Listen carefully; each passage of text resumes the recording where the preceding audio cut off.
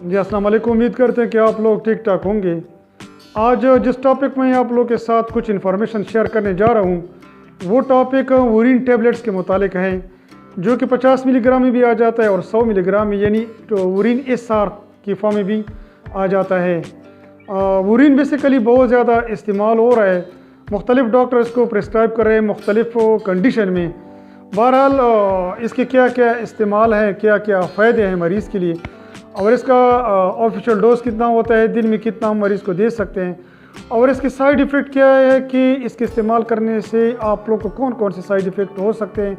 और साथ साथ मैं इस वीडियो में ये भी आप लोगों को बताना चाहता हूँ कि किन किन कंडीशन में यूरिन टेबलेट्स हम मरीज़ को नहीं दे सकते हैं। ये तमाम इन्फॉर्मेशन इस पर्टिकुलर वीडियो में इंशाल्लाह आप लोगों के साथ मैं शेयर करूँगा। वीडियो को आप लोग एंड तक देखें ताकि किसी किस्म के यूरिन के मुतालिक जो इन्फॉर्मेशन है वो आप लोगों से मिस ना हो जाए।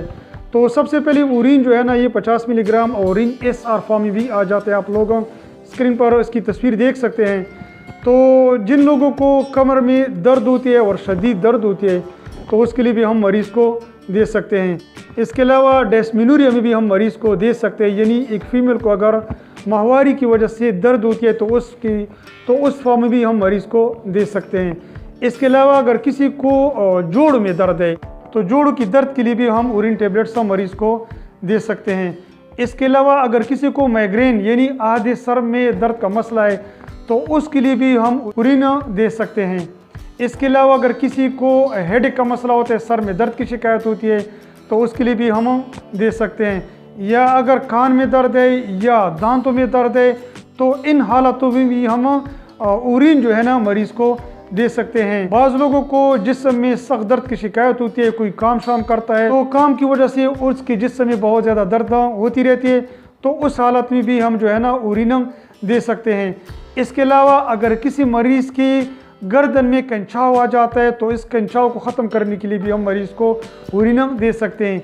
इसके अलावा अगर किसी मरीज़ की पट्टों में दर्द होती है, सख्त दर्द होती है, तो उस दर्द को कंट्रोल करने के लिए भी हम जो है ना यूरिन दे सकते हैं। या अगर आपके पट्टों में खिंचाव आ जाता है तो उस खिंचाव को ख़त्म करने के लिए भी हम जो है ना यूरिन मरीज़ को दे सकते हैं। इसके अलावा अगर एक्सीडेंट की वजह से या कोई गिर जाए तो इसकी वजह से उसके जिस्म के किसी हिस्से में सूजन आ जाए, स्वेलिंग आ जाए, तो उसकी स्वेलिंग को ख़त्म करने के लिए, उसकी सूजन को ख़त्म करने के लिए भी हम यूरिन इस्तेमाल कर सकते हैं। इसके अलावा यूरिन को हम टेम्परेचर को कम करने के लिए यानी बुखार को कम करने के लिए भी मरीज़ को दे सकते हैं।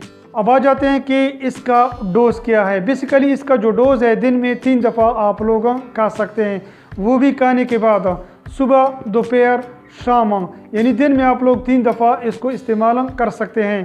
अब आ जाते हैं कि इसके साइड इफ़ेक्ट क्या हैं। इसका जो मेन साइड इफ़ेक्ट है वो स्टमक अपसेट है, यानी अगर आप लोगों को स्टमक का कोई मसला है, स्टमक में जलन होती है, दर्द होती है या ख़राब डकारें जाती है तो आप लोगों को यूरिन इस्तेमाल नहीं करनी चाहिए। वोमिटिंग का मसला भी हो सकता है, यानी उल्टियों का भी मसला हो सकता है इसके इस्तेमाल करने से, या डायरिया यानी दस्तों का भी मसला हो सकता है अगर आप लोग उसको ओवरडोज के तौर पर इस्तेमाल करें। इसके अलावा ड्राई माउथ का भी मसला हो सकता है, यानी इसके खाने से बाज़ मरीज़ों को ये भी शिकायत होती है कि उनका मुंह जो है ना वो खुश्क होता है। अब आ जाते हैं कि यूरिन को हम किन किन हालतों में इस्तेमाल नहीं करवा सकते हैं। जिन लोगों को मैदे का मसला होता है, मैदे में ज़ख़म होती है या तकलीफ़ होती है, तो इस किस्म के मरीज़ों को हम बिल्कुल इस्तेमाल नहीं करवा सकते।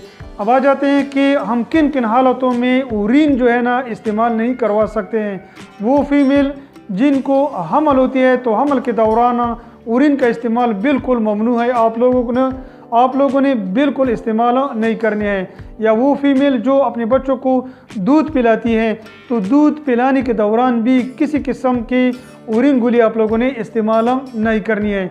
ये थोड़ी बहुत इन्फॉर्मेशन थी, मैंने आप लोगों के साथ शेयर कर दी कि यूरिन की क्लिनिकल यानी इस्तेमाल किया है, फ़ायदे क्या है, कौन कौन से कंडीशन या हालातों में हम मरीज़ को दे सकते हैं, और इसका डोज क्या है, दिन में कितनी दफ़ा आप लोग ले सकते हैं, और इसके साइड इफ़ेक्ट क्या है, और साथ साथ किन किन हालातों में यूरिन हम इस्तेमाल नहीं करवा सकते। उम्मीद करता हूँ कि वीडियो आप लोगों को पसंद आई होगी। अगर वीडियो आप लोगों को पसंद आई है तो दूसरों के साथ ज़रूर इसको शेयर करें ताकि दूसरों को भी इसका फ़ायदा पहुँचे। और चैनल को आप लोग ज़रूर सब्सक्राइब करें, क्योंकि आप लोग को पता है कि मैं मेडिकल से रिलेटेड मुख्तलिफ टॉपिक्स पर वक्तन फ़वक्तन वीडियो अपलोड करता रहता हूँ। इंशाल्लाह नेक्स्ट वीडियो में दोबारा आपके साथ मुलाकात होगी। अपना ख्याल रखें, अपनी सेहत का ख्याल रखें। शुक्रिया।